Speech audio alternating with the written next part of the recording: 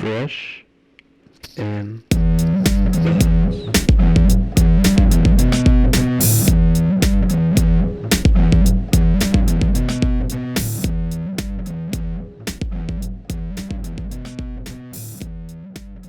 All right, welcome back to another episode of Fresh and Buds. I'm your host, Tommy Fresh, and you are all of my buds. And today we have one of the OG buds on the show, Mr. Taylor Morrow, the first guest we ever had a very, very long time ago, almost 2 years ago, which this episode kind of marks 2 years of the podcast, 104 episodes, 104 weeks. And it's been a great journey, and I've appreciated it quite a bit with you all, and I want to thank you all for joining me on this journey. Speaking of joining me on this journey, the YouTube hit 500 subscribers. We're going to do a Levi cosplay, and we will be uploading the pictures of me doing it, crying, being frustrated, up on the Patreon, which you can check out in the show notes. Helps keep the mics hot, the lights on, get some bonus content and rewards like that. It's a great way to support the podcast. And also, shout out to the Buds Discord. And Bud Rush Bello on the YouTube, 9:30 Eastern on Wednesdays, whenever we can make it. Whenever Gary and I, aka Mr. Viz, can make it work. Before we get to the show, I want to say Greg has to take a break this week, so I'll be editing this. So if it's terrible, you can blame me. But Greg needed a week off, and we love you, Greg. He gave us some questions for the listener question section of the show, so tune in for that. And if we have time at the end of the interview, we'll get Charmer on, see what he has to say. So without further ado, here's Taylor. All right, we are here with Mr. Taylor Morrow of the Attack Action Podcast. The reaction, oh my God, the reaction step is am I messing up your shows right now? Is it the reaction step? That's correct. Yes, I knew it. And streaming a lot of Vincent lately. And Taylor, if you know Fresh and Buds, you know Taylor. If you know Attack Action Podcast, you know Taylor. Taylor's the best. And if you know the Insidious Chill, our once a year podcast that we do around Christmas that we've done once and we will do it again. Yep. Taylor is the best, and I'm very happy to have him on because this is 2 years of Fresh and Buds, and Taylor was our first guest, and he'll be our last. This is the last episode. No, I'm kidding. Congratulations. But we have a great RIP. One of the two. But we got a great show for you all.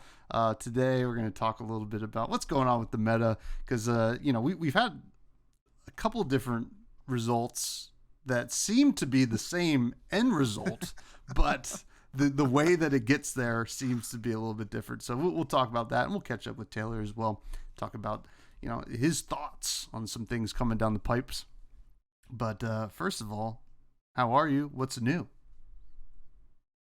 Well, I'm doing great. I just before this was doing some yard work. So those of you who are deep in the Taylor lore, I have about 10 acres of property with an orchard, a small, like million-year-old orchard on it and stuff. So that takes some maintaining. So it's out there on the ride-on lawnmower, mowing some friggin' grass, and we're doing this new like fence deal, trying to expand the garden, etc. So just like classic property homeowner stuff. I understand that because I've been doing some lawn work myself here at the new casa here, the Mojo Doso Casa House, if I may say so. And I don't have 10 acres. So I can't even good begin. Reference. It's a good reference. I don't even know where to begin with 10 acres, let alone the amount of property that I have to deal with. So how long does that take you? So when we first moved in 4 years ago, it was like a couple of days. It would be like, oh geez, I'm so tired, blah, blah, blah. And now I've cut it down. Like I'm a swift machine. I'm well oiled. I'm efficient. I know my lines like the back of my hand. I do it in 3 sections. So it only takes me about an hour and a half now, where it used to take me like 3 or whatever to mow the lawn. So, and this is the trick too. We've cleared a bunch of brambles and blackberries and stuff. So now there's even more lawn. So there's more square footage, and I'm cutting down the time. So it's going great. That's pretty great. Yeah. It's because it's hour and a half is perfect because it's like one episode of a podcast. So, Yeah. I mean, do you listen to your own podcast on the mower? I mean, that's the only podcast I listen to. Obviously. I wish I listen to your podcast, sir, and others. Thank you. Sorry. Thank you.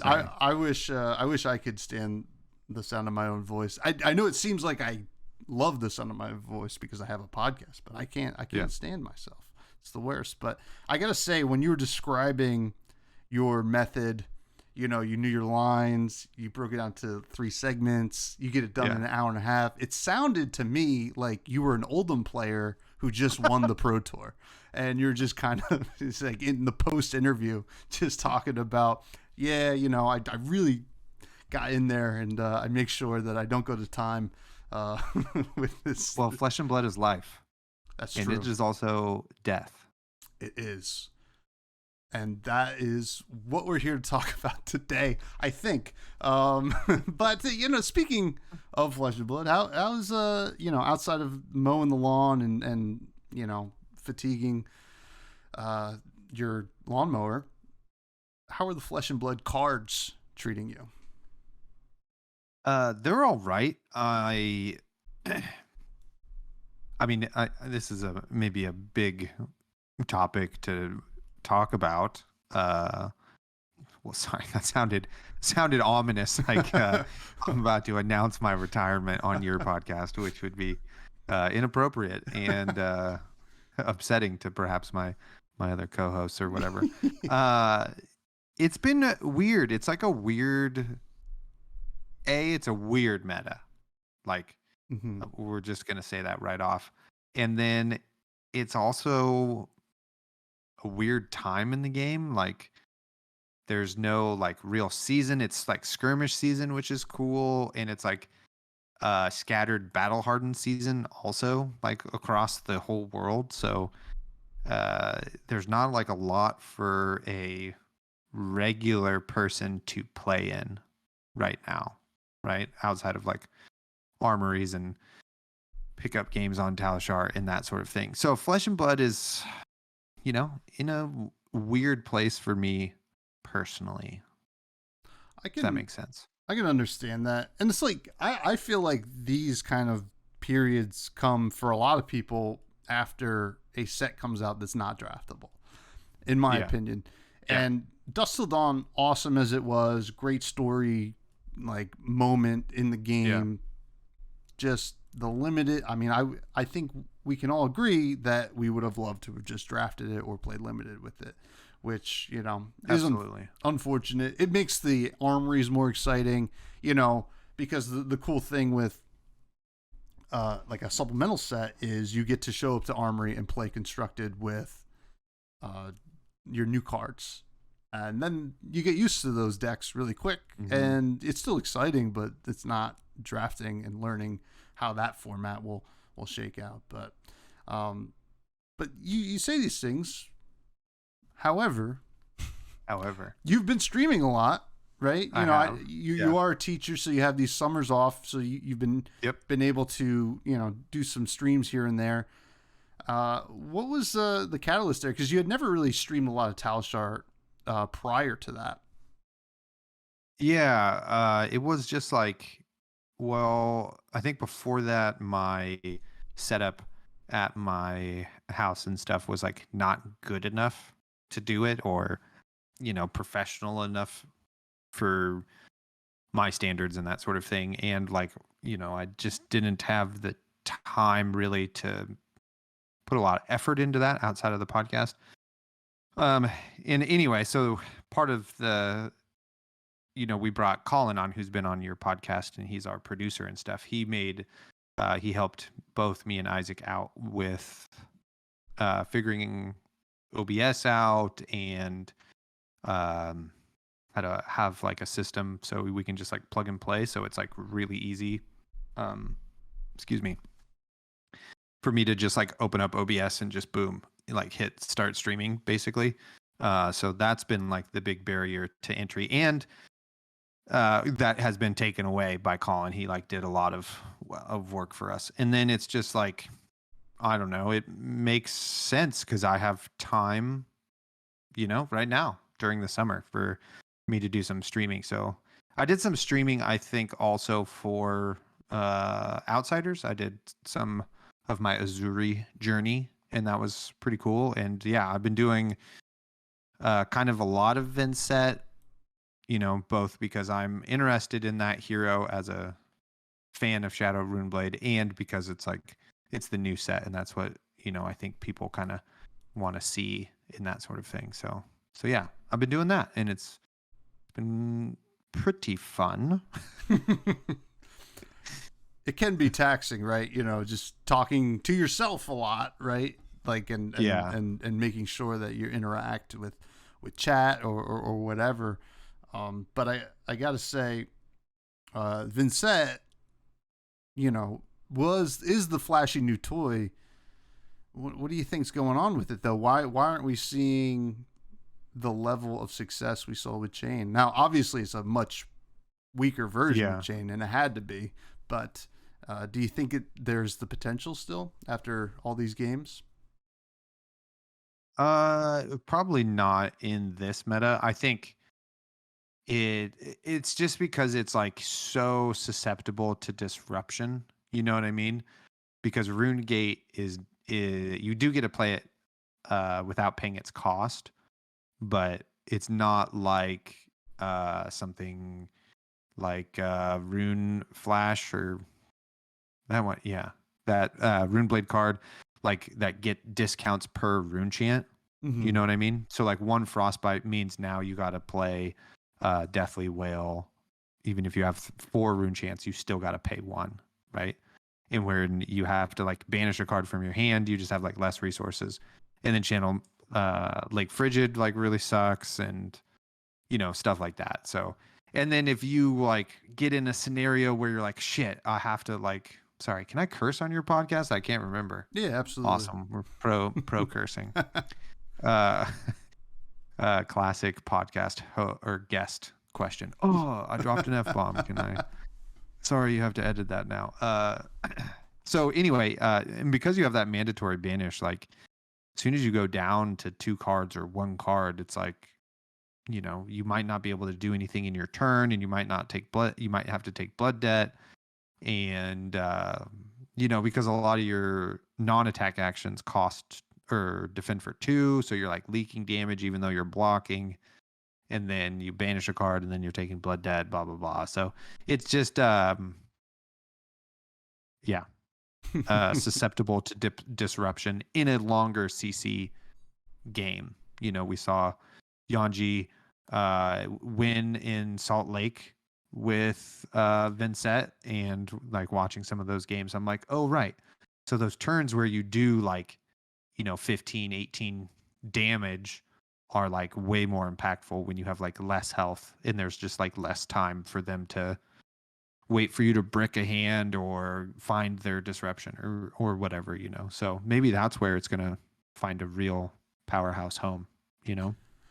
Yeah, I think we see that with a couple of heroes, right? We see it with Rhinar, especially Kano, obviously much better in Blitz, to the point that they have to ban something from it like every once in a while just to make sure, I guess it doesn't hit Living Legend. And Vincent could very well be just like that, just like we saw with Viserai, right? Rune Chants are super powerful when you don't have setup, like a lot of setup turns, and like, to be able to deal with it. So, it is pretty interesting. Now, in terms of the streaming with Talishar, can you see yourself doing this more, going forward, time allowing? And like, how do you view these Talishar streams as like a way of introducing people into the game? Because YouTube algorithm is a lot better than something like Twitch, where it will show it to people that might be interested in any TCG. Yeah. Well, I actually hadn't thought of that. In terms of like, somebody who doesn't know anything about the game might be watching my stream, or I mean, maybe they do and they just don't interact in the chat. So far, it's just been buddies. Is it something I would want to do more of? Absolutely. I think there is perhaps an audience for it, but the limitations of the UI of Talishar is probably the thing that's going to hold it back, because unless you know the game intimately, watching someone play on Talishar is, you know, okay at best. You know what I mean? Mm-hmm. So I don't know if there's like, I don't think the ceiling is very high for it in that regard. Or I could be totally wrong, because that's my like personal preference. I like the cardboard and like watching the game in person or over webcam or whatever. Like streamed events are much better than Talishar stuff, just because it's a little bit more visually appealing or whatever. But yeah, I would love to do it more if it was excuse me, I shouldn't have had something with bubbles in it to drink while I should know that as a longtime podcaster. No, I think it adds a yeah, little flavor to the podcast. This is what the makes people it come real. from. Yeah, yeah, totally. Got my literal blue collar on. So yeah, streaming, it's great. Would do it more, but it's one of those things like you got to do it more so you get more of an audience, that sort of thing. You know what I mean? You got to put your time in, because then I think YouTube pushes it to more people the more regularly you do it, I think.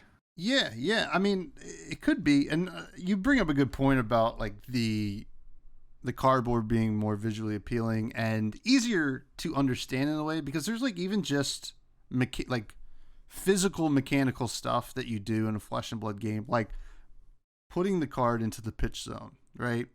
Like kind of explains what's going on here, where Talishar, it just like you click it and it just ends up there. And unless somebody's keen to what's going on, they don't really understand. At least, I would assume I wouldn't understand. But then again, maybe that's just a me thing. And because of that, I try to talk like, okay, if I have these are my 4 cards. If my opponent does this, then I'll pitch this and attack with this, so I try to talk it out. So then when I click through it and it happens on stream, somebody knows what's happening. You know what I mean? So, but yeah, the hardest part for sure. And, I know you do a live situation every Wednesday. Shout out to the Bud Rush Bellows. Love it. Oh, is that you pointing to where it's going? No, I was just saying, this is the YouTube shout banner. out, symbol. For the listeners at home, I just put okay. no, this is something I just made up. Just shout out for the listeners. I just put my finger up and okay, sweet. Well, bam. But you have somebody to talk to on that show. Yes. And you guys have like a thing going on. And when you're doing it solo, you have to try to like, because Flesh and Blood, as we know, is hard. So you have to like try to have the best game, which is your product. But also part of the product is you being entertaining. Mm-hmm. And you have to remember to do both. And that's kind of tough. But yeah, it's a fun, different type of challenge.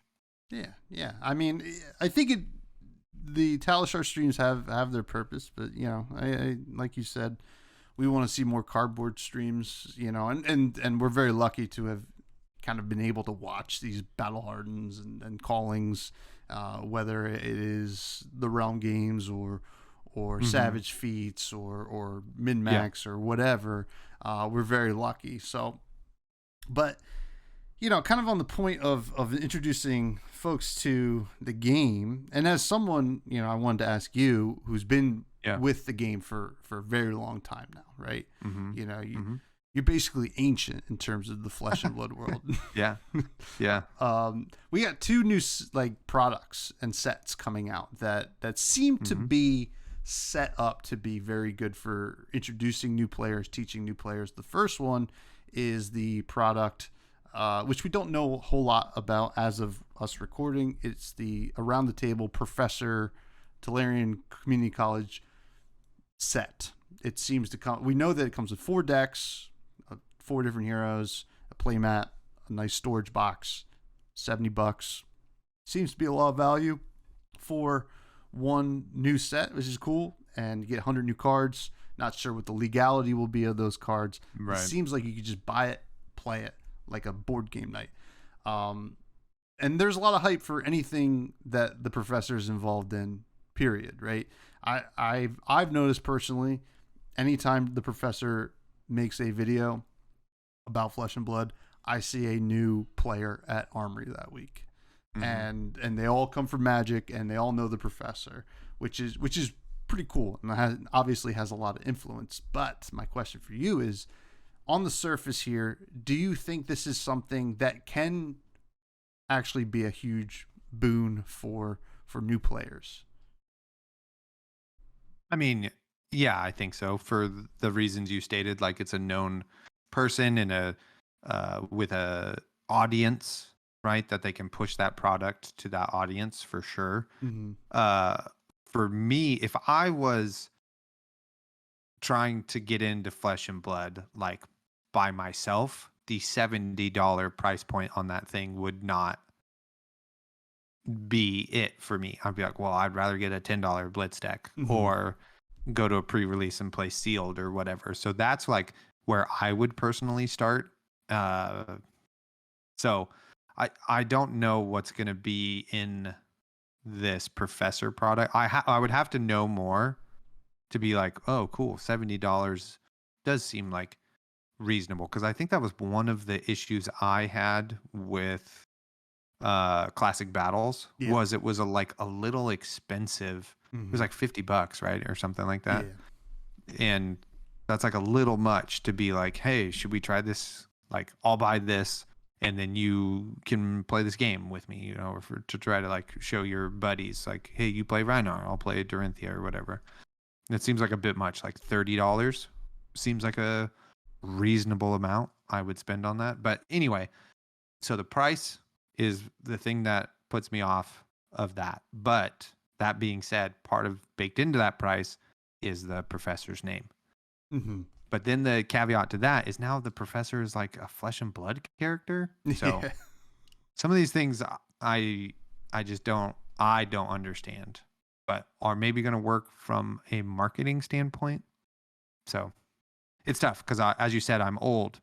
I'm Flesh and Blood old. You know, I'm LeBron James. Yeah. Not that I'm like as good as LeBron James. Who's old and washed up? I don't know. Kevin Love. That's who I am. Sure. Kevin Love of the Flesh and Blood. He's not really washed up. That's who I would want to be, is like, I'm a veteran. I'm providing value. I have some moments, you know, but I'm obviously old. There you go. There you go. Well, you know, I think it would be tough for a single person to buy it, right? $70. Yeah. You know, whatever. Now, the one nice thing I will say about this, you know, the professor plays a lot of like Commander, which is Magic format, multiplayer. This has 4 decks. This is kind of set up for UPF, right? So his audience will already be will have their play groups. So if that connection happens, it could be a cool way for both growth in the game and UPF in general. But, you know, time will tell. And then us, like, players that already know the game, we're all anxious to see what those new cards are and if we can play them in our other decks. Right. But, you know, also there's part of me that I have a lot of friends who I played other trading card games with that haven't gotten to Flesh and Blood yet. This might be something that's worth my dollar to introduce more friends to the game, get them hooked, you know, like, it's, you know, it's like a drug dealer, right? You know, not that I know a lot about drug dealers, but you give them one free. You know? Yeah, I mean, you don't have to waggle it in my face that you're like popular and have a lot of friends you could play this product with, okay? I mean, I'll be honest with you. They don't want to hang out with me, but I will force them. But now on the flip side of something that, you know, you mentioned you'd rather be playing sealed or whatever. We have a new set that was announced, and we talked about it a little bit last week, but the dust has settled a little bit from the announcement, we have Bright Lights, which is the all mech set, which is very interesting to me. I talked at length about it on the Bud Rush Bellow, but to me, and talking to some other players, it seems like a very big bet that LSS is taking here, right? I mean, I hope it's a good one, and I'm sure that they are scared as well. Do you think this bet is going to pay off? Well, okay, so I have a lot of thoughts about this new set. Okay. So this bet only pays off in a macro sense. Mm-hmm. So now we're getting sets like a little closer together, right? Yeah. And if these sets that are a little bit closer together wind up serving a smaller section of the community, but we get them more frequently, I think that is a win, Mm-hmm. right? Is like we see that with Dusk to Dawn, like we're just doing shadow and light, very little other stuff for anybody else. I mean, there will be generics in Bright Lights, but that's like all mechanologist, excuse me. So then if that's going to happen, then as a player, you're going to be like, okay, cool. I can dip my toes into this, but I don't really have to worry about it because it doesn't have anything in there for my hero. So I just like can save $1 there and then get excited for like the next thing. You know what I mean? But I don't know, dude. People love mechanologist, and I feel like I guess people love every type of hero when I think about it, but people really love mechanologist and are going to be really psyched. So it could pay off, but in the other thing that's going to be really important is how fun the like 3-pack sealed is. Yeah. Like that's the thing I'm most excited about. Like one of my favorite dealios to do was like get two Keyforge decks and just go to the bar and just like crack those open, have a drink, play with a buddy, play a couple of games, have another drink, play with the other deck, etc. Mm-hmm. So if I can just like go or like just grab 3 packs from a open box I have or 6 packs or whatever and just be like, hey, let's just go crack these packs and play. Like that is a huge win. Yeah. Especially because if it has all of the fun, intricate parts that Flesh and Blood has, that makes it like a really good game, then that's huge. Yeah, absolutely. And even expanding on that, this is going to be the most unique limited experience we've ever seen. Mm-hmm. Not only from the perspective of sealed, where you get 4 packs because everything it works together, but also draft because this it's wide open, right? Like you're going to end up with a deck. It's just a matter of how good it's going to be and in tune you are to how these different mech cards work with the different heroes. So, I mean, I think that despite anything, like if the set's too powerful, it's too underpowered, as long as it was draftable, I feel like it was always like salvageable in one way. Like Tales of Aria, we look at it, like it's the 3 most powerful heroes we've seen. Ever print. Yeah, like outside like Chain and Prism, right?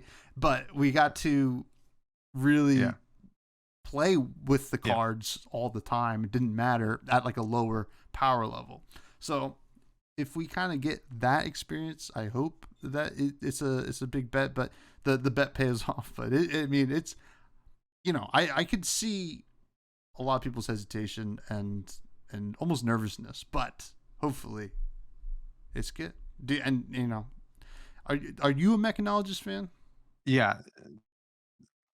Absolutely not. This is we'll get into that here in one second.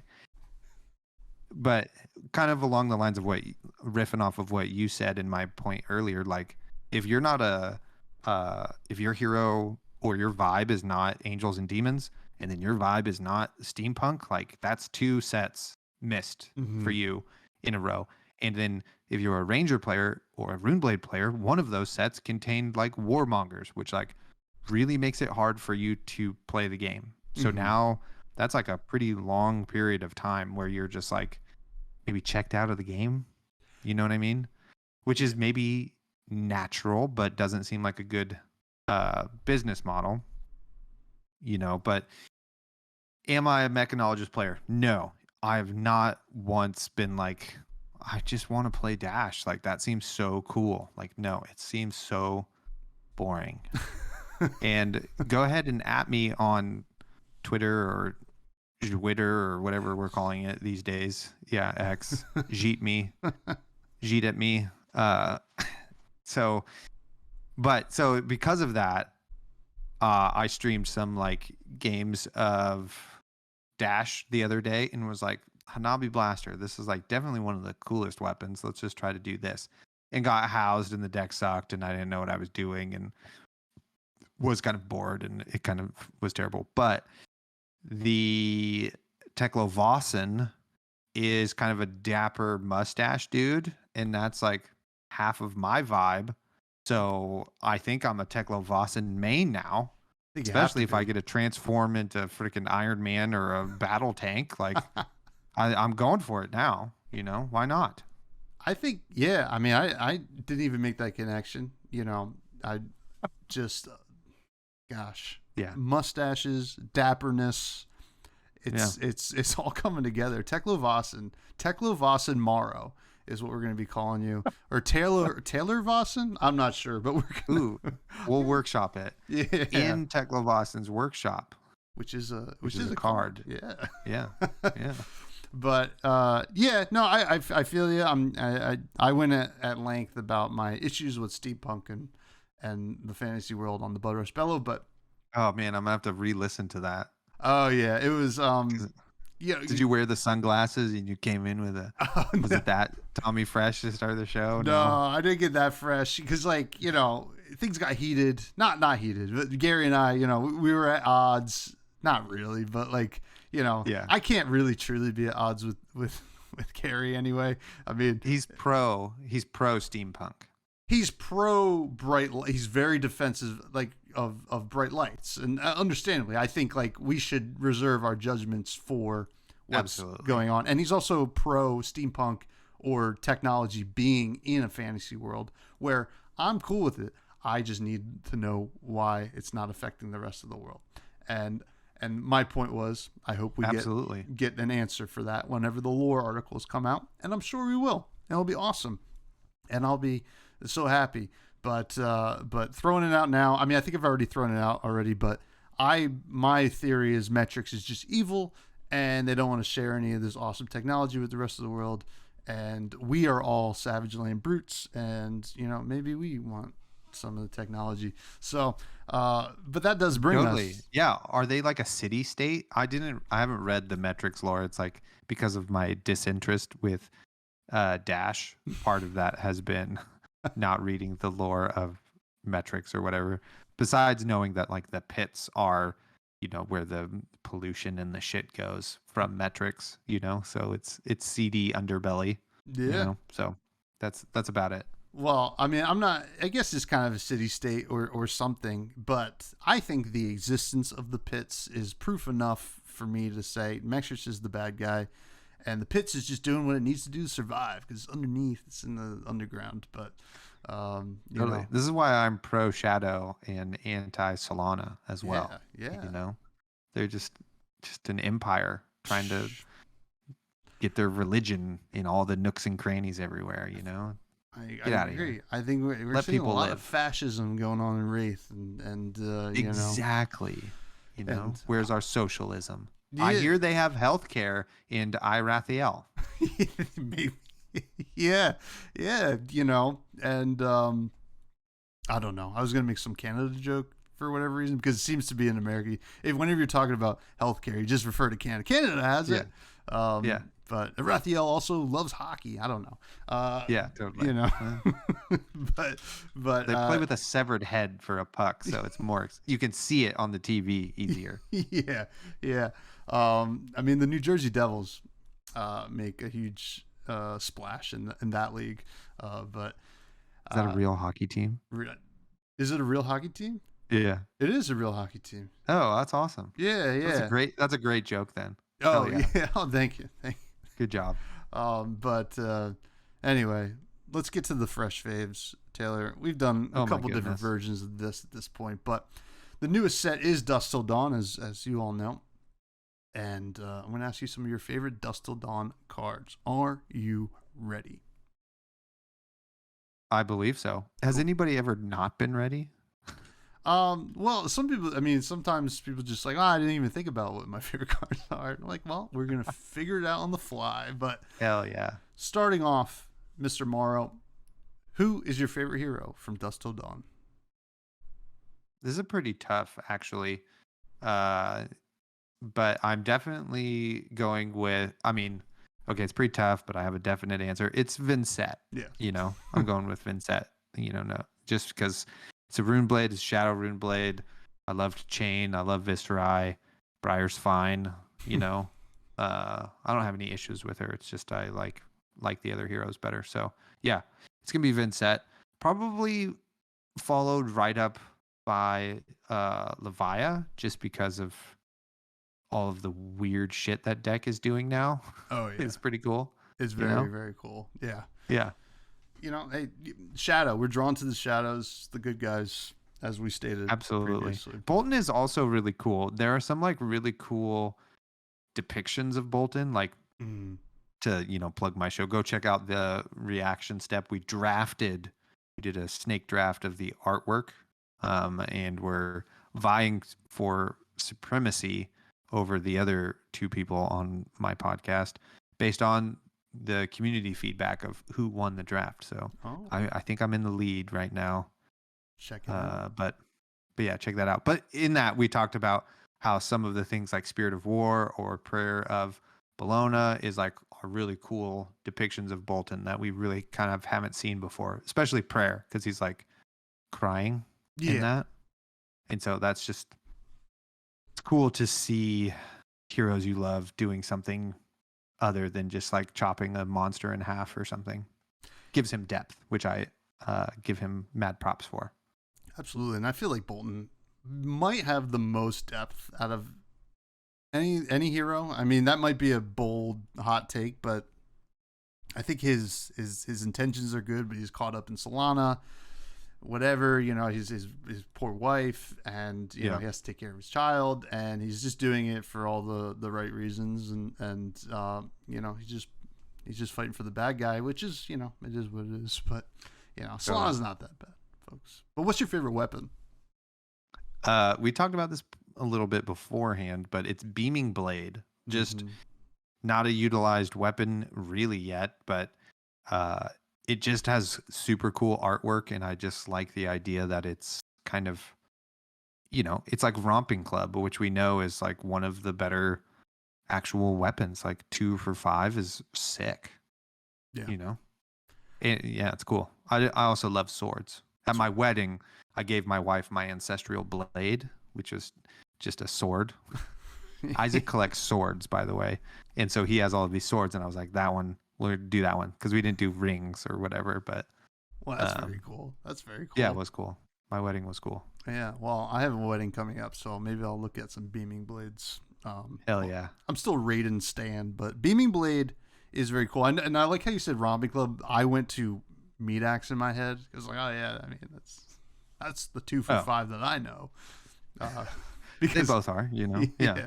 Like I play Levia. You rarely get the 2 for 5 on the Romping Club with Levia, but sometimes. Yeah, that's true. Sorry, I forget. Yeah, sorry. We're playing a different game than Reinar. What's your favorite equipment? Jeez, that's like, God, that one's really tough. I have to kind of like fill time here as I kind of scroll through the set and think about it and like try to pick, you know, a cool hipster choice, because that's who I am. Can I say Crown of Providence? No, that's so lame. Yeah, that is lame. Yeah. But you can say it is in the set. I really like all of the darkness pieces of equipment, you know. Yeah. I feel like the artwork is cool. Their viability is, just right on that line where you're like, you can say, hey, I'm really cool because I run Grasp of Darkness, which I've seen some Levias do or whatever. Yeah. That one also has the coolest art.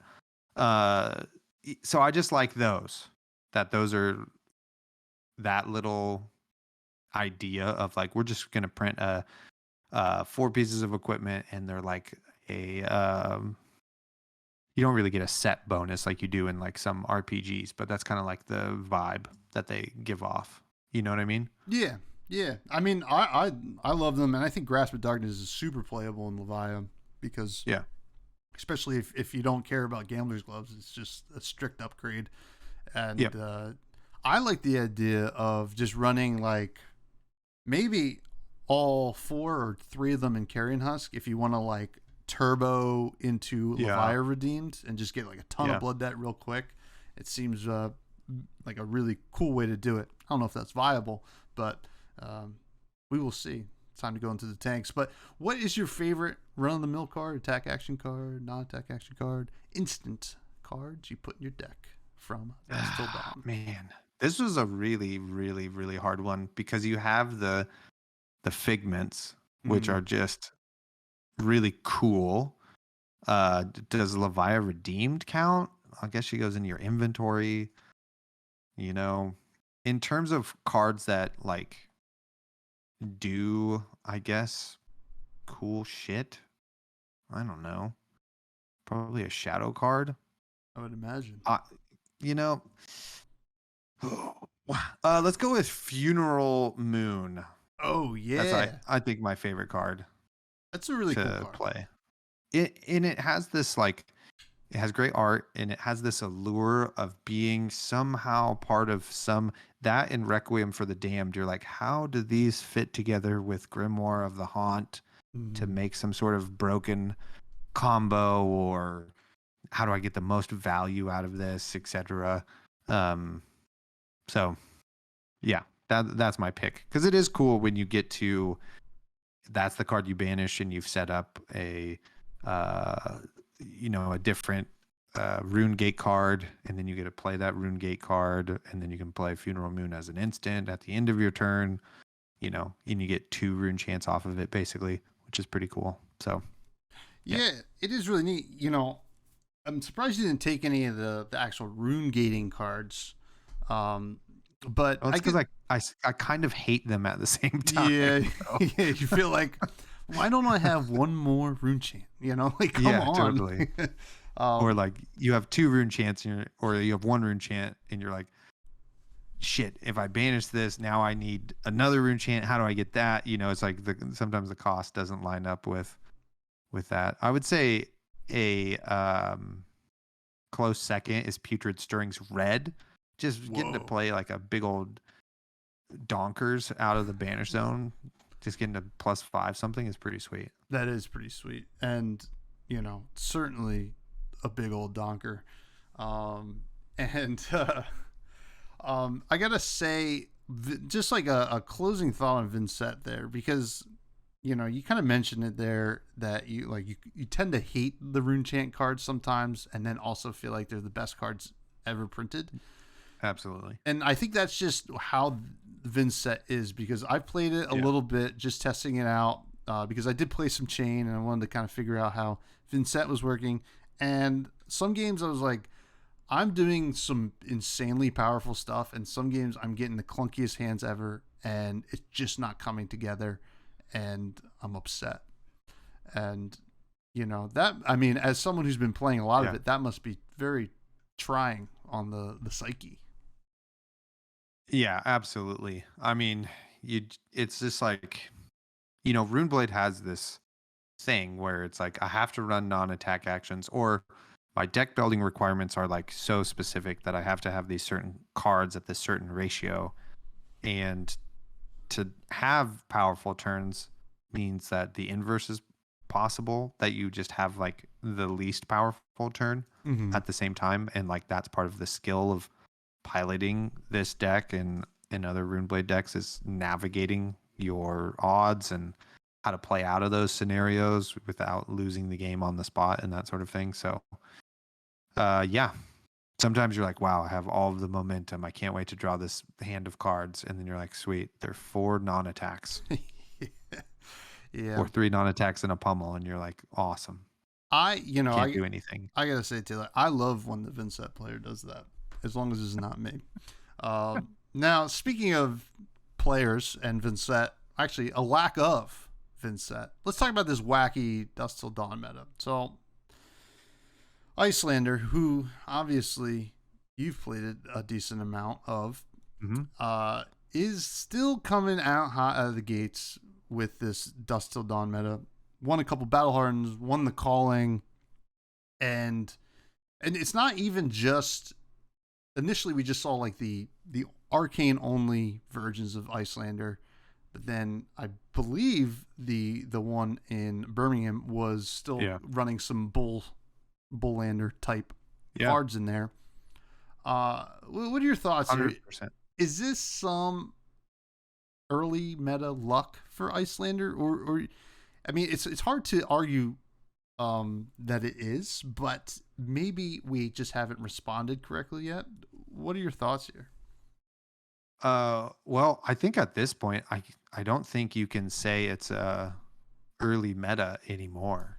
So we had the 2 early Battle Hardened wins by Rhea Adams, and then I forget the gentleman who won Birmingham, Samuel, I think something. And then we just had Majin Bay win at the PTI event in Salt Lake, so that's 4 event wins in a row. It's just like, if that deck gets in top 8, it's going to win. So, and that's over like, a couple of months since the set has been out, or maybe it's been a month. I don't know. I don't even think it's been a full month yet. I don't even know if it. You're maybe right. Yeah, I mean, crazy. I think this weekend will be a full month. Yeah. So it feels like we've had enough events, I guess, is my point, that it doesn't feel like it's the beginning of the meta still. And it just wild things are happening. Like, we're just watching Icelander beat Dromeyes on stream now. Yeah. Like, that's happening. And you're just like, how much? This deck is so real. Like, there's I don't think you can dispute it now. It's like one of the best decks for, it just like 100% is. It has better results than anybody in Dusk to Dawn. So in terms of like, it's just such a weird, unpredictable thing that has happened, and the other surprising part is how kind of mid Dusk to Dawn is in terms of its impact on what has happened in the meta. Like, the things that have been more impactful has been the Bullseye Bracers ban. Like, apparently that has been really huge for Lexi, and maybe that's just because players haven't adjusted to the like optimal loadout for that, and Oldhim LLing. Yeah. You know what I mean? So like, those things have seemed more impactful than the set as a whole, as Dusk to Dawn. I mean, they did print Warmongers, which is like, this is kind of the first time I've been like, man, there is a one card that has come out that has like, finally bummed me out. Like, sure, before this, what was it? It's Codex, didn't bum me out. Before that, it's Pulse Wave Harpoon, didn't bum me out. Before that, it's the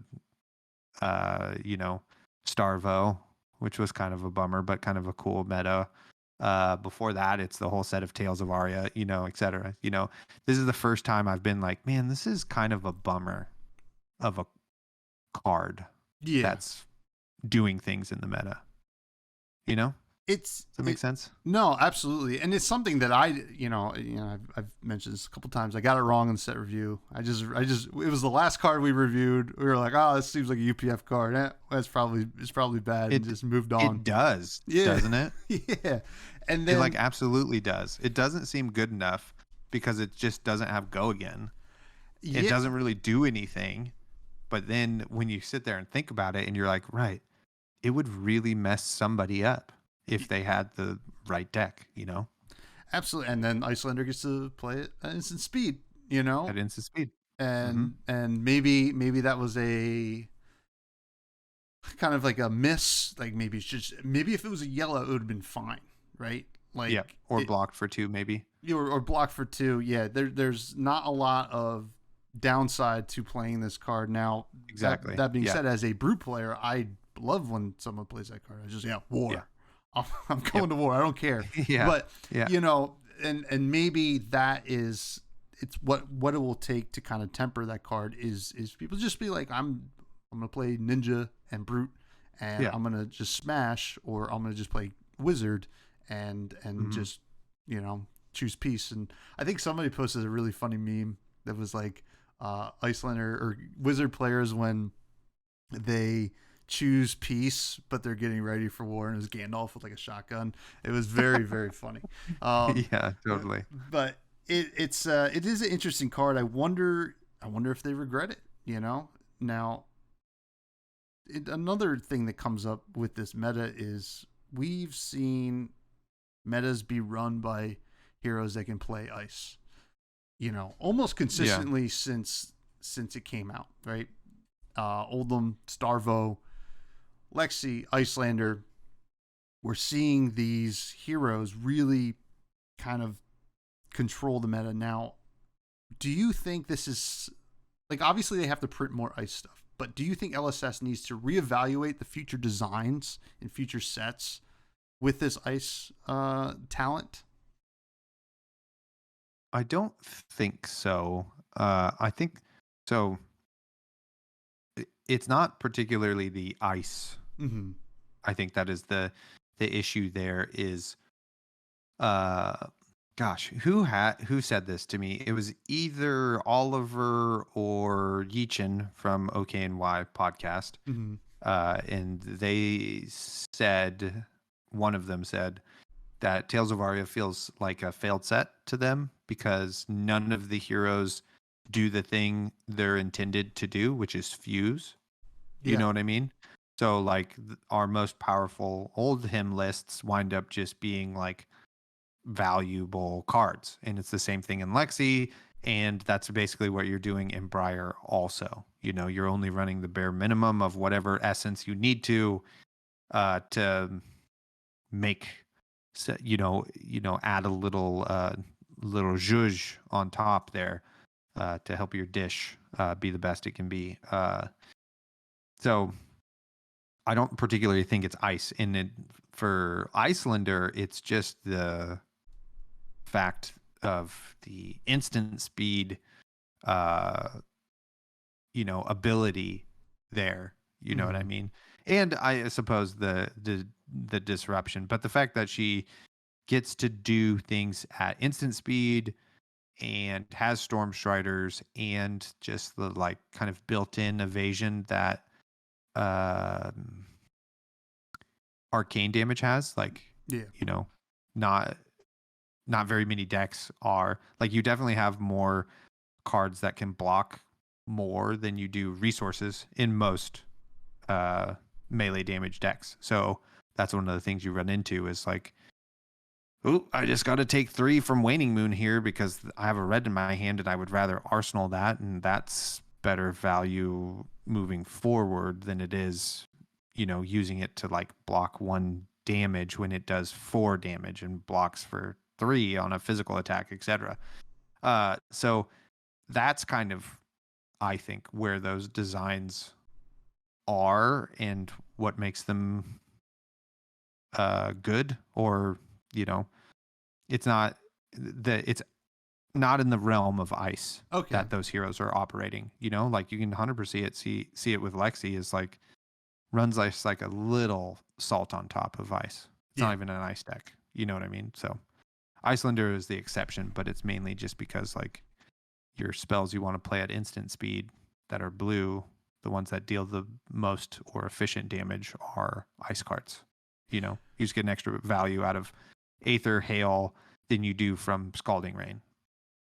Yeah, and I mean, you bring up a good point. I didn't even think about like the little amount of fusing that really went on in Tales of Aria. Now, obviously, a lot of it happens with Icelander, and that's what she wants to do, right? You Yeah. playing Yeah. Insidious Chill in the deck. and Icelander's inherent kind of power is you at the end of the game, you know, when you're both getting down to like single digit life, you can't be at parity there because No. Icelander wins out that battle like 90% of the time because they have the opportunity to disrupt you or just kill you before you even have a chance to do anything. So yeah, I mean, that's kind of interesting. I had a conversation with some folks at Armory, maybe moving away from frostbites and into the freeze mechanic might be a better route for, you know, just in general. Even Channel Lake Frigid, I think, while annoying, So strong. it's so strong, and So strong.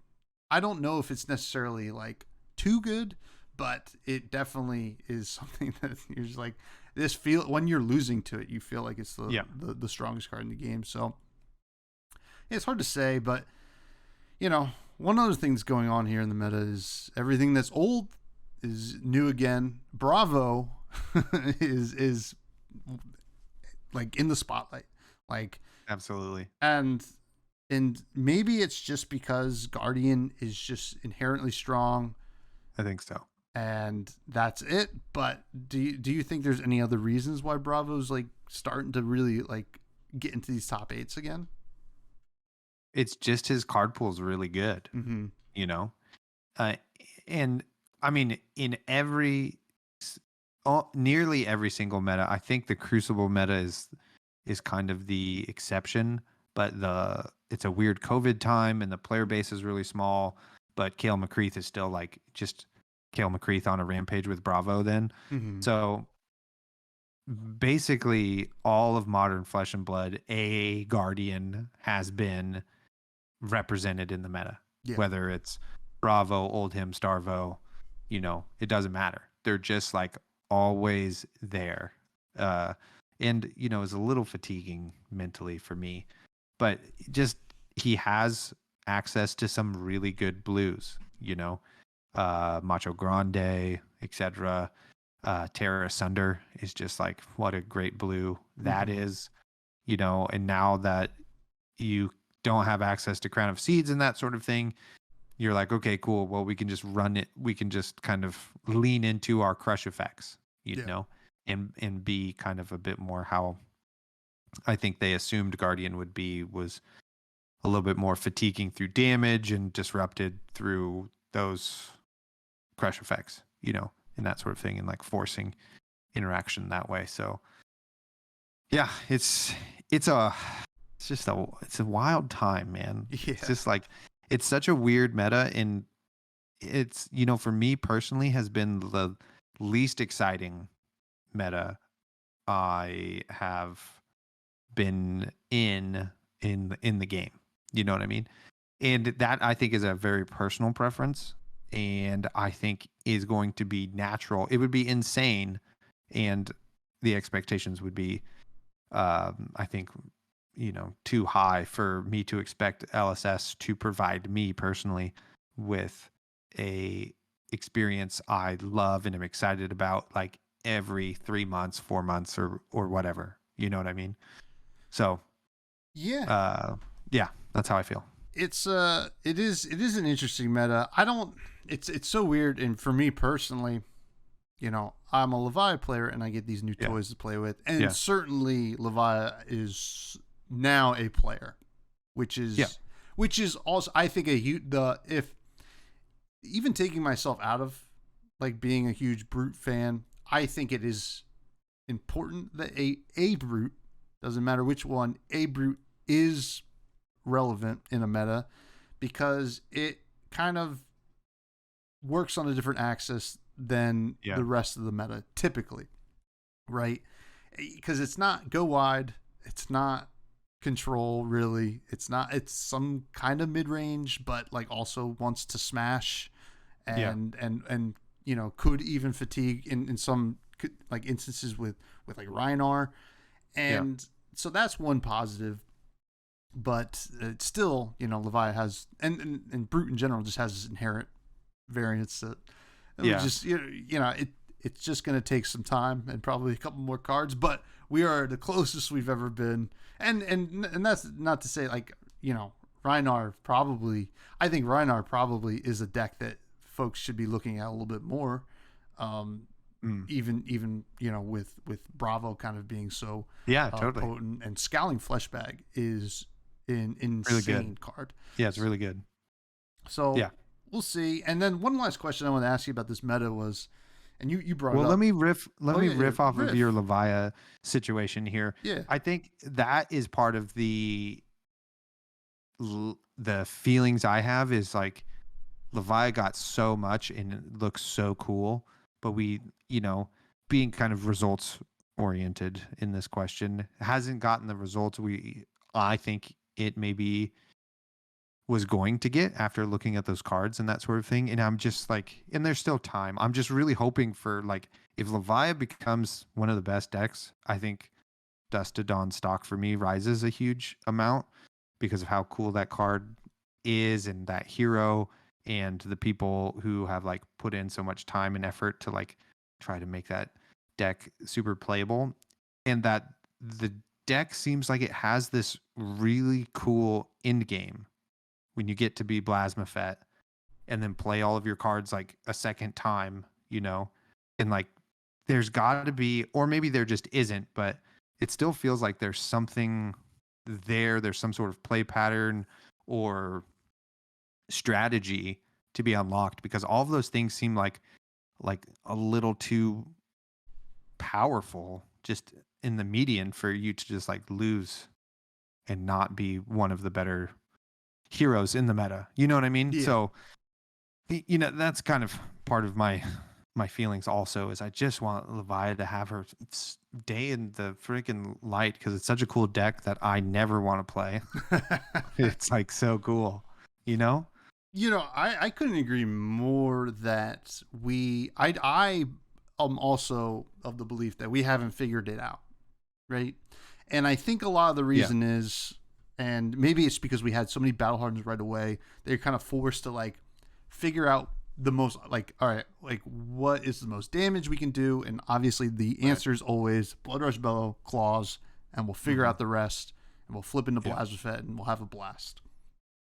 I feel like there is something there, and Claws doesn't have to be it. Blood Rush Billow doesn't have to be it. I'm looking at a copy of Blood Dripping Frenzy over here, right? That the blue that you banish stuff from your hand and everything. It's a buff for the turn. I feel like there's something there with that. And even we got some really cool defensive stuff.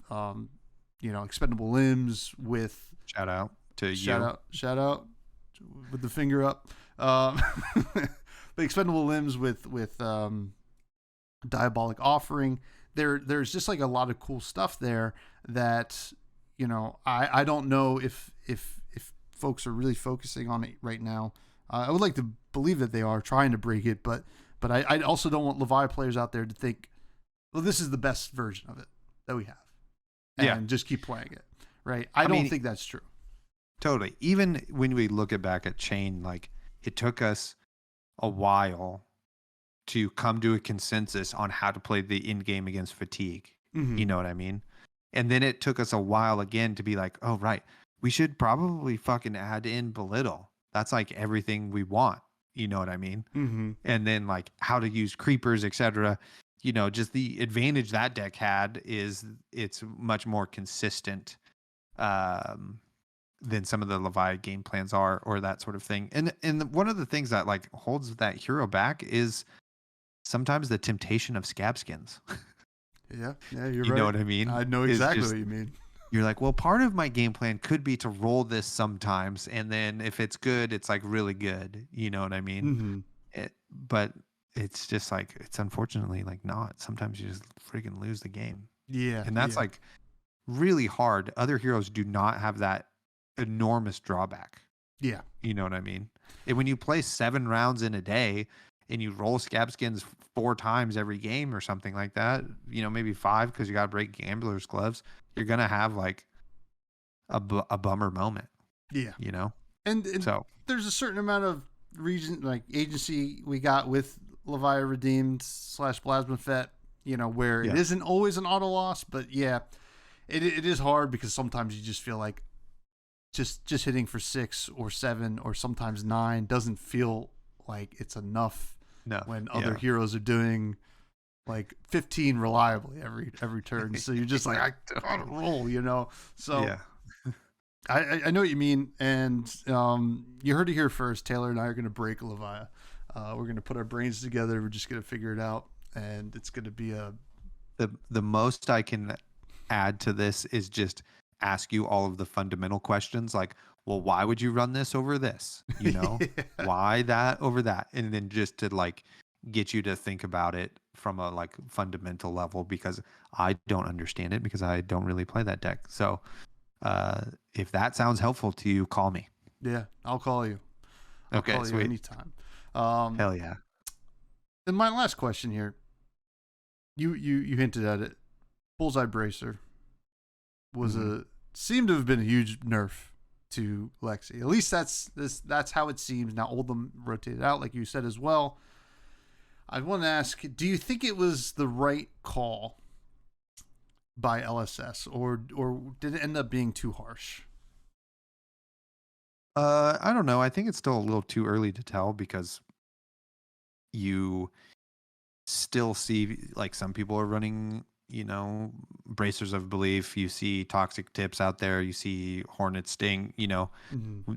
The consensus on what the most optimal arm piece now is like, hasn't been figured out really, and especially because like I think everybody isn't thinking that Icelander is gonna freaking win the whole thing again Yeah. for the 4th time in a row, so that's part of it. But I mean, it does take away like a big part of being able to do a really big turn or forcing more interaction. Like, if you have snaps and bullseye bracers up and the only thing you can shoot at me is endless arrow, I have to kind of respect or be at a point in the game where I'm like, well, I guess I can just take the extra 5 or 6 damage that you're going to now present to me and still get an arsenal, Yeah. or I have to like block it and I'm forced to like interact with you. So you're like, that little bit is taken out, and the fact that it's like, adds in another 8 damage to a really big turn. So that's like a pretty big nerf in terms of like the absolute ceiling the deck has, but it still has like a ton of tools, and unfortunately is coined as like the best deck. So it means a lot of decks are going to have a solid game plan against you, Mm-hmm. So I think it's suffering from those things. But could I get trapped into your buzz question of LSS being too harsh? No, I'm not going to take the bait on that one. I'm going to say it's too early. Too early to tell. All right. I don't think I was trying to trap you. I think they're open to feedback, right? LSS, we know you're listening. It's hard to say. It was a big nerf. I mean, the way I see it is like, let's say, yeah, absolutely. Yeah. Let's say they said you can only play 1 Mandible Claw, right? And then all of a sudden your Blood Rush spell a turn is 5 damage less or whatever. Yep. And but then again, you still get 2 other Blood Rush spells in your deck. But hey, we could argue the semantics all day, but I think that's a good analogy. Actually, I think that's a really good analogy. Thank you. Yeah. I worked very hard on that one right before you answered the question. I was like, oh, you know what? Now we got some listener questions. Taylor, are you ready for some? I think so. I did my calisthenics before, and I've been warmed up. So You're limber. I'm limber. I'm ready. Awesome. I got maybe a tiny sweat going. It's perfect. That's good because the first one comes from Greg, our producer, who took the week off. Busy dad, good guy. We fired him. It's okay. He asked, is he trying to unionize on you? Is that why? Yeah, I'm notoriously him. very anti-union. No, I'm kidding. I'm quite the opposite. Greg asks, what cards do you think Or did you think you would have liked in Vincent, but after trying, you hate it? Art of War. Oh, I interesting. thought Art of War was going to be pretty good, and it's just really annoying. Yeah. You know, it's pretty. It feels constrained. Like it's hard to play, uh, and it doesn't really quite fit a role I really want it to fit. Yeah. So Art of War is the card I was like, I think this will be good. Maybe I just haven't figured out kind of the optimal play pattern for it. But as of now, I'm having a hard time playing that card. I understand. Next question comes from Capolo, who asks Nice, my guy. if What a nice person. Capolo's just so sweet, but if we give Yeah. him compliments, it will get to his head. So we'll be editing that out. Capolo, no kidding. If each member of the Attack Action podcast were an attack action, which attack action would they be and why? That felt like how much wood could a woodchuck chuck if a woodchuck could chuck wood? But This is a incredible question, and I feel like I could take 30 minutes trying to figure that out. What attack action would they be? God, I just need to look at cards now. Why did I close my browser? Oh, okay. Myself, I would be Amplify the Arknight, very nice. I guess, because I feel like that encapsulates my flesh and blood journey, especially in the early days. Isaac's is for sure Red in the Ledger as well. One of the most annoying cards. You get sassy Azalea right there on the front of it, pissing you off because it's just limiting what your creative juices. No, I'm just kidding. Isaac doesn't do that to me, but that's what he would be. And then Colin as an attack action, huh? Maybe Wild Ride, because hanging out with Colin is sometimes like that. Really? Yeah, he just sometimes he's really thoughtful and sweet, and then other times he's just stands up on camera and is slapping his belly and making a joke. You know what I mean? So that's what I'm going with. Because I'm under pressure. Thank you. I could maybe come up with some. Excuse me, whacking my microphone here, gesticulating all over the place. Some better answers later. Maybe I'll figure that out. We'll just save them for the next time you come on. We'll revisit. Oh, okay, sweet. That'll be the whole topic of the show. Excellent. Next question comes from Greg again, but this one for me. He says FMK, which I can only assume means fresh Mary Kill. Blue cheese, Thousand Island, and pumpkin spice. This is a tough one. I have to marry blue cheese for sure. Yeah, it's gotta stay on brand. It's my brand, and I'm gonna be honest. I'm a big dressing guy, so I'm gonna fresh Thousand Island. I've been to the Thousand Islands. They're very cool. There's a lot of them, like 1,000. 1,000, right? Yeah. Yeah. And I'm sorry, pumpkin spice, but I'm gonna kill you. It's no hard feelings, bro. It's no hard feelings, but it's just. I don't know. I don't go wild for it. I don't go crazy, I don't either, but I do like to have a little pumpkin spice treat when the season arises, which is maybe, how everybody feels. Yeah, I think so. But so it's not a revelation, I feel like the season is pretty ambiguous because I'm almost positive I'll see pumpkin spice on the menu next week in August. So oh, absolutely. Christmas decorations are basically in everybody's window, Yeah. Sigma asks, what are the most enjoyable heroes to you, and what archetypes are you most at ease with? And what would you say is missing from the heroes that you don't particularly enjoy? Wow. Also a great question. Hell yeah, the Buds Discord. Read that to me again. There's 4 questions in the one question. Oh, sorry. Sigma asks, what are the most enjoyable heroes to you? Uh-huh. What archetypes are you most ease with? Kind of a dual question there. And then and on the flip side, what would you say is missing from the heroes that you don't necessarily enjoy? Gotcha. Um, well, what's missing from the heroes I don't enjoy is their vibe. The Sure. vibe is just off for me, right? Vibe's huge. Yeah, vibe's huge in this game. uh, I think I've really been evolving with Flesh and Blood. I don't think because Flesh and Blood just doesn't really fit in a aggro mid-range control Mm-hmm. box. You can throw combo in there too, so it's hard to like really put a finger on that. My favorite heroes for sure, I would say Viserai and Icelander are tied for favorite.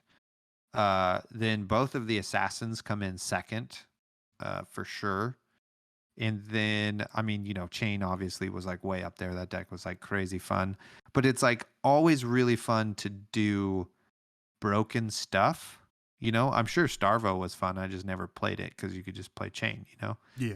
I'm sure that was really fun. I used to really like Old Him, So I suppose I like decks that are a little bit more complicated or combo-y or interactive than playing something like a Fi or Illusionist does not interest me at all. Angels and Dragons are a little too what's the word? Vanilla is not the right word, but too like basic fantasy for me. Okay. You know what I mean?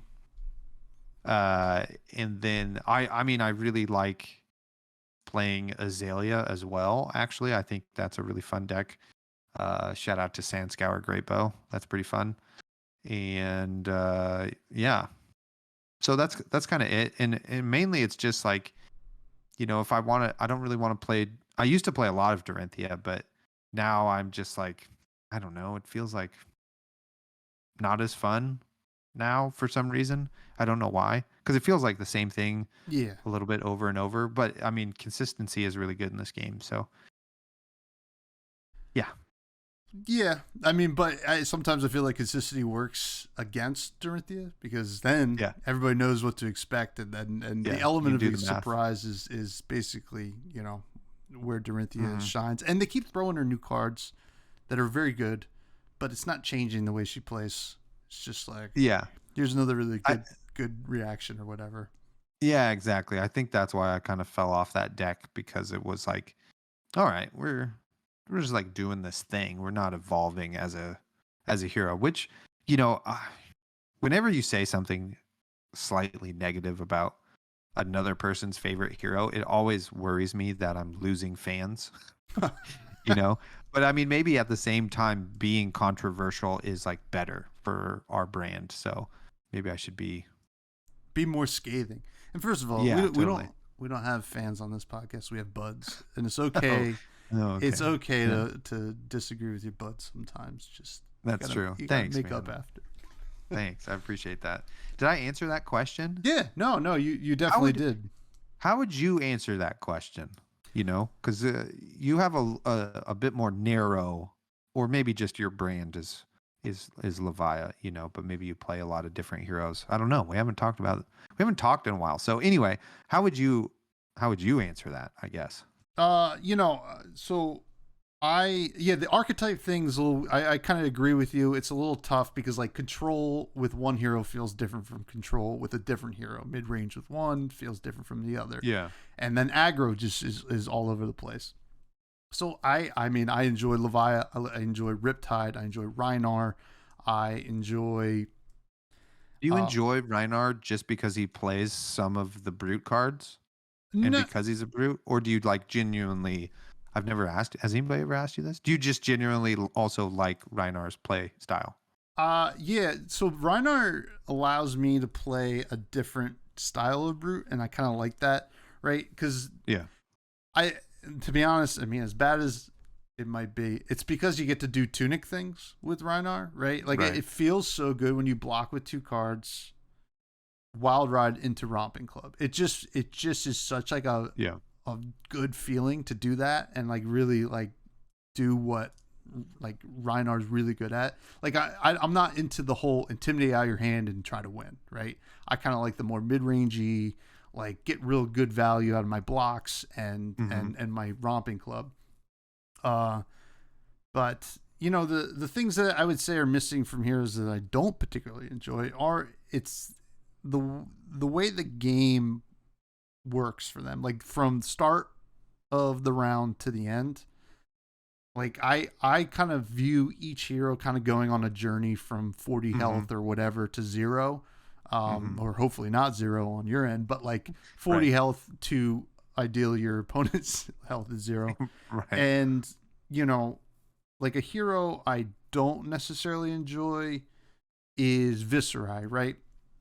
You know, Interesting. I don't really enjoy that journey, and it's nothing against people who do. It's just it seems to me like, you know, you're doing like one thing, but you have like a bunch of different options, which is really cool. But I just don't like I have to have a non-attack action. I have to have this, right? The reason I like Levia is, okay, I have to think about how I block and how I fill up my graveyard and all this other things. I like thinking about how I'm building my engine and within the game. Like obviously when you're building the deck, you're building the engine. I like building the engine in the game. And I think so do you like Dash then? Is Dash like on your list of assembling all of these little items to do like a thing?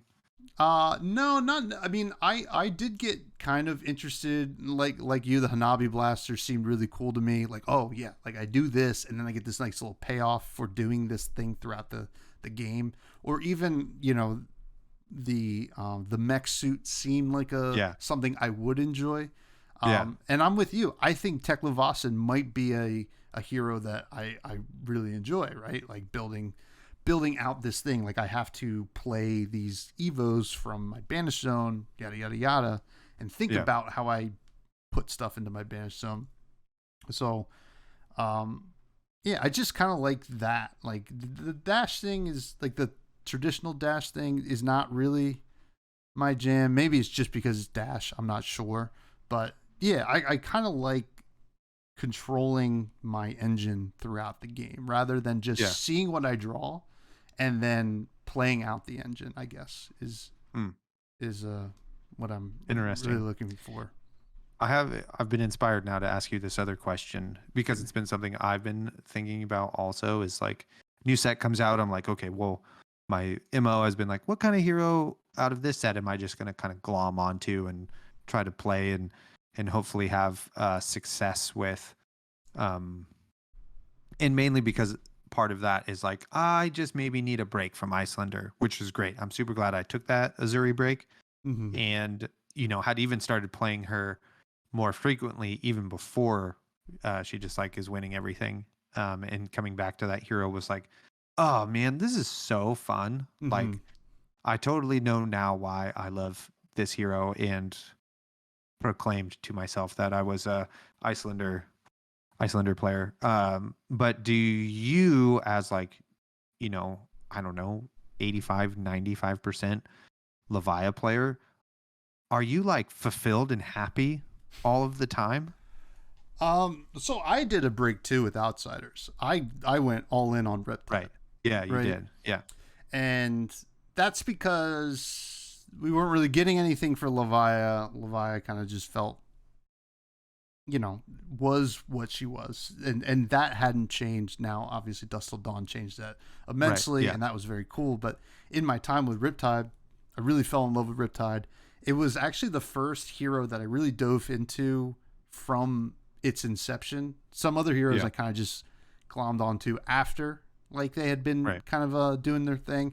And once you see how it could be played, you're like, oh, that I am interested in that then. Yeah, but Riptide right off the gate, I was like, oh, traps are really cool. Let me see how I can do that. I built some decks. I was on a different wavelength than the actual good Riptide players are on. I was like, I'm going to go all control. I'm going to just try to trap people out. I'm going to play Wounded Bull. I'm going to do stuff like that. And it was very cool. And I had a lot of fun with Riptide. And I still have a lot of fun with Riptide. I'm excited to play more Riptide in the future. Like personally, when the metric set comes out, in solidarity with the pits, I will be playing Riptide. And Hell yeah, love but that. coming back to Levia, especially coming back to Levia with all the new toys was awesome. But when I knew Dust Till Dawn was coming out and we'd likely be getting Levia stuff, I started playing her again, and I was like, yeah, this is the deck I love and have so much fun with and lose to myself all the time, and now it happens a little bit less. So Yeah. it's good, but yeah, no, that's yeah. I mean, that was a great question, Taylor. Hey, thanks. I have a podcast, so I kind of we do interviews sometimes on the podcast, and I guess this has all been stemming from kind of talks that me, Isaac, and Colin have been having, kind of like, all of us on a slight existential crisis journey with the game, as being like figuring out that the time and effort you have to continue to put into the game to be viable competitively is maybe waning for all three of us. And then what is our kind of identity if we're not trying to like train and win a tournament or just like be involved in the game in that way? And then how, like, do you in Flesh and Blood be involved in the game? You know what I mean? Or like, how do you interact with it? I guess at a casual level, which there like kind of isn't a way, and that's kind of like the hard part. But one of the things we kind of came to, or the revelation I had during Battle Hardened LA was like, oh shit, I've been doing this so long, like out of the 140 players that are there plus the 150 people, like I know so many of those people. And like that's really cool. Like how many times do you get to like go to a thing and be so immersed in like a community of people? You know what I mean? Like it doesn't happen that often, or like not since like, I mean, depending on your high school, mine was very small, so I basically knew everybody at my high school. Same. You know what I mean? But so like that's like just really rare and like a reason to, I don't know, so a thing to kind of glom onto. But then how do you like play the game against Lexi like for your millionth time in a row and just get, three of a kind rain razored? How many times can you take that as well? So yeah. So anyway, just wondering because of you're a different person and it's a different set of data. Yeah. You have a different experience. That's a great question, Taylor. And I agree with you. I that's my favorite part of this game is showing up to the event and just being like, oh, Morrow, what's going on? Like, and just being able to see all these people, because, I've had lows with the game and, where I'm just like, oh, man, I don't even know when the last time I won was, right? Like, like it feels, totally. Or at least it feels that way, because you just get in like a string of like, maybe you went out to Armory and went like 03, 04 or something like that. And it just didn't go the way like you had like led up into it or whatever. And that happens all the time. But it is the people in the community that kind of really keeps my attention in the podcast and being able to create things for the game.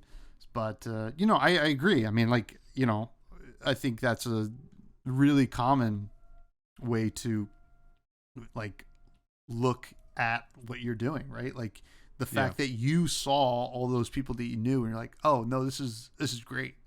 And it is great. And I think that is something that we're very blessed with just by doing this. So, where the game goes, like we have no control over, but as long as we're on the roller coaster, I think we're going to enjoy the hell out of it.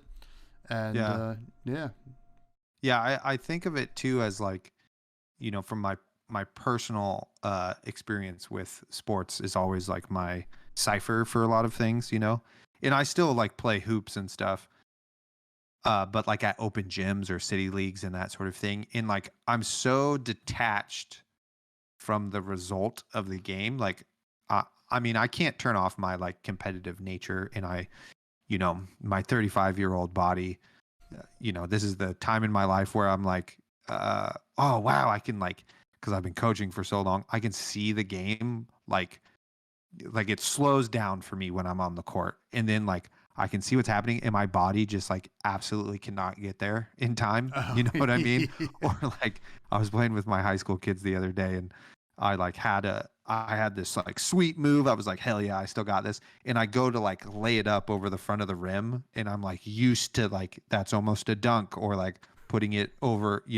but I'm like somewhere below the net, and I go to finger roll it, and I just like kind of airball it, and I was just, my old man legs like couldn't get there. But And then all your students are clowning you, I know, totally. They don't really.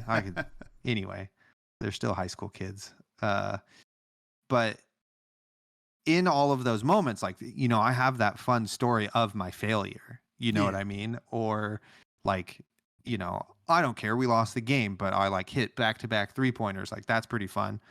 But like, I don't feel like Flesh and Blood, or at least I need to figure out how to have Flesh and Blood fill that zone sometimes. Mm-hmm. You know what I mean?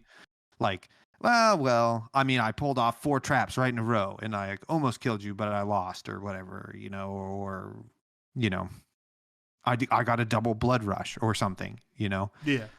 we like just trying to figure out what are those like side quest moments that you can have, and then also be detached from the result, because it's way different, because it's so personal, because it's you and one other person that you sit 2.5 feet across from.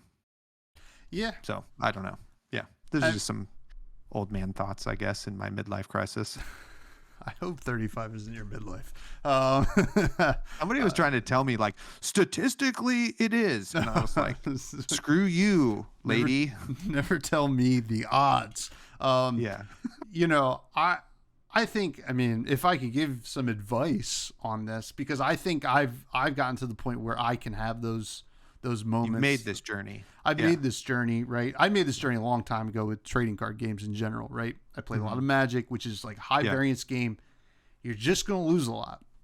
Okay, you gotta figure out what to hold on to. And with Flesh and Blood, I think it sounds like super cheesy and almost, kind of maybe unrealistic.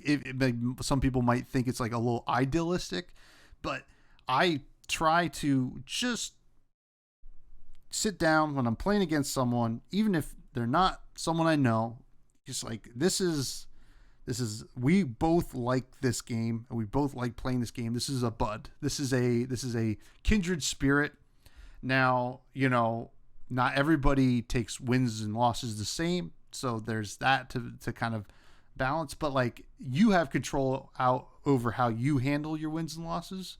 So like, something, if I lose to something really cool, it's just, you gotta just hand it to them, and that's just like, and be like, I lost round 2, but they did this like crazy thing. They spike pit trapped my Slithering Shadowpede, the last one in my deck, and I took 3 damage off of it, and like, whatever. And that was kind of cool. Like, it had to be that card to win, and they had it. And sometimes that happens.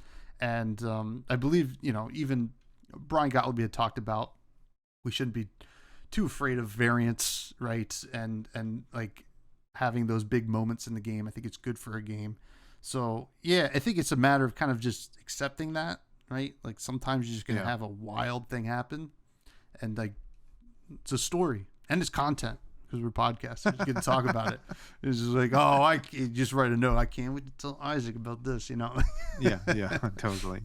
But yeah, does that make sense? Yeah, it totally does make sense, and I think we'll get there. Yeah, I think we pretty will. soon. I think I'm close to that journey. I mean, I've said for a long time publicly on our podcast, like, my place I would like to be is just a solid B tier player. Sure. You know what I mean? Just like a known person who could do really well in this tournament, that, when they show up, or whatever. So, yeah. Yeah. I mean, sometimes sometimes it's a person meta, right? Yeah. I think this, right? Michael Hamilton, he has a meta that Michael Hamilton is going to perform very well in, right? And sometimes it's just not that meta, and Michael Hamilton won't perform that well. Still one of the greatest to play ever, Yeah. right? Hall of Famer.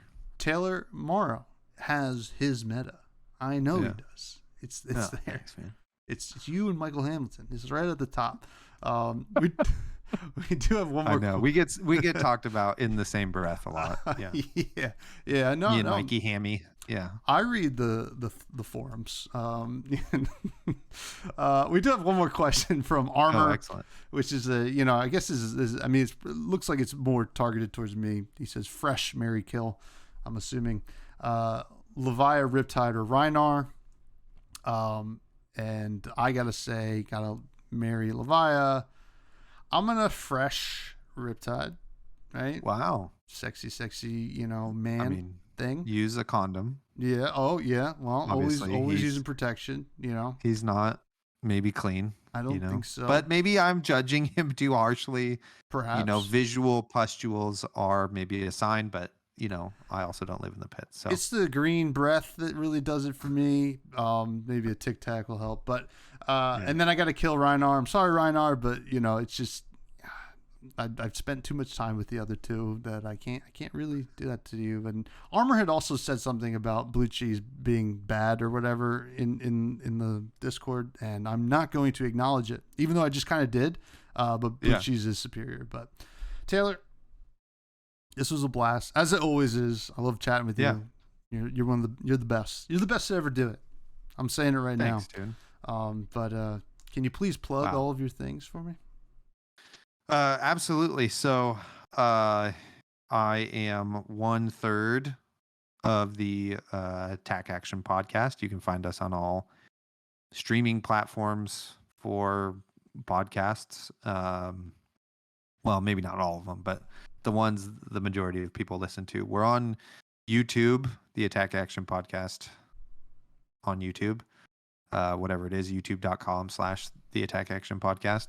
And we got a variety of videos on there. We got deck techs, which when we do a deck tech, it's like usually something pretty substantial and special. So Isaac has this like 3-chapter filmography of all of his like Dromai happenings over the last couple of metas. So if you like really want to learn, you can go in there. We got a deck tech from Thor Hoffman, who's a Azuri specialist up in Portland, and then we have the reaction step, which you can also find in our podcast feed when we can get that workflow more dialed in. But that's also on our YouTube, and it's fun. I recommend consuming it on the YouTube because it has visual gags, and those probably come off a lot better on that. And you can find me on Twitter at BattleBro Taylor.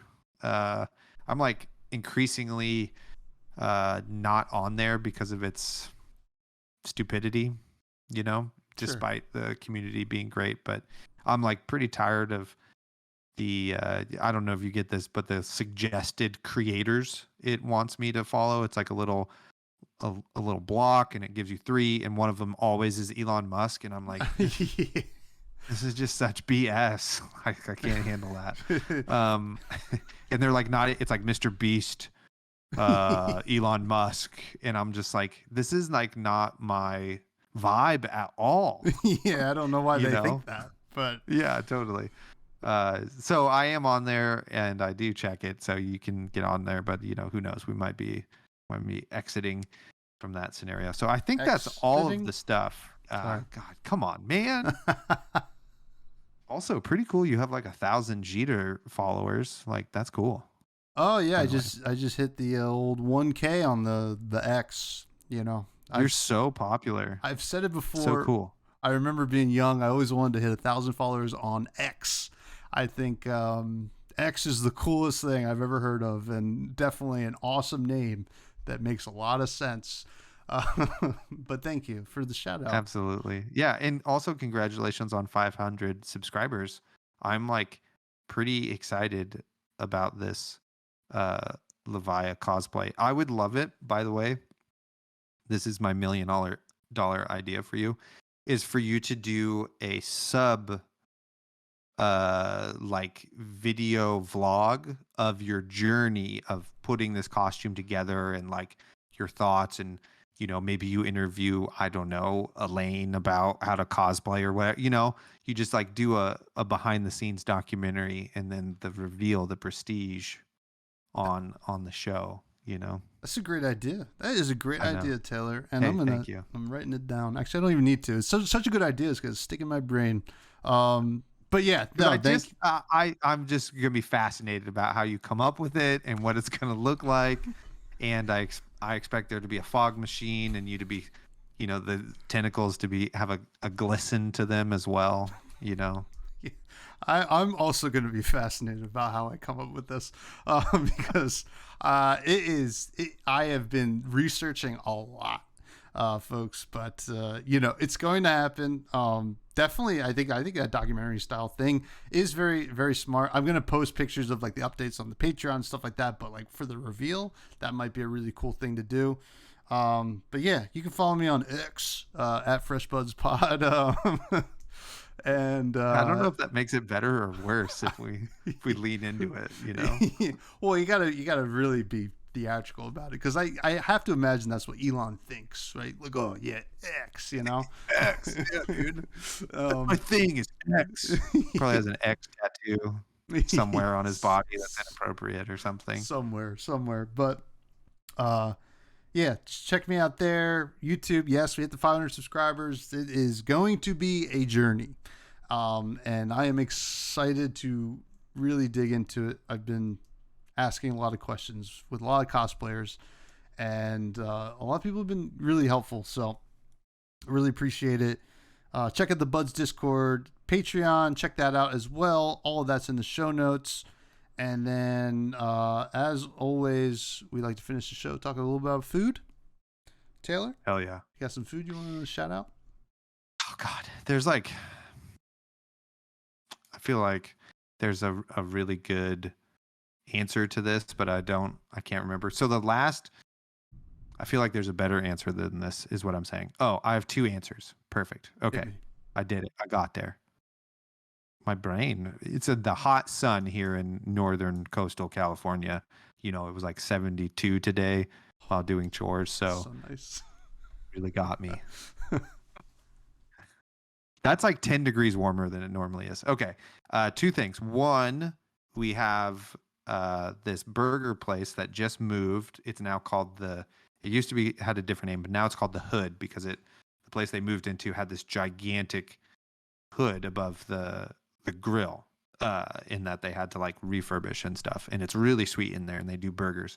And they had this great burger that had this like tasty bit of pork backstrap on there, or pork belly.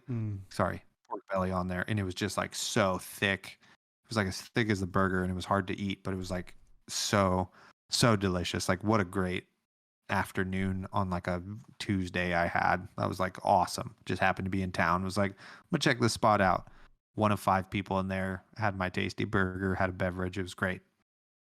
Second thing is, in the city of Eureka, which I live in, we have now every Friday we have the Friday night market, which is like one of the best things the city of Eureka has to offer.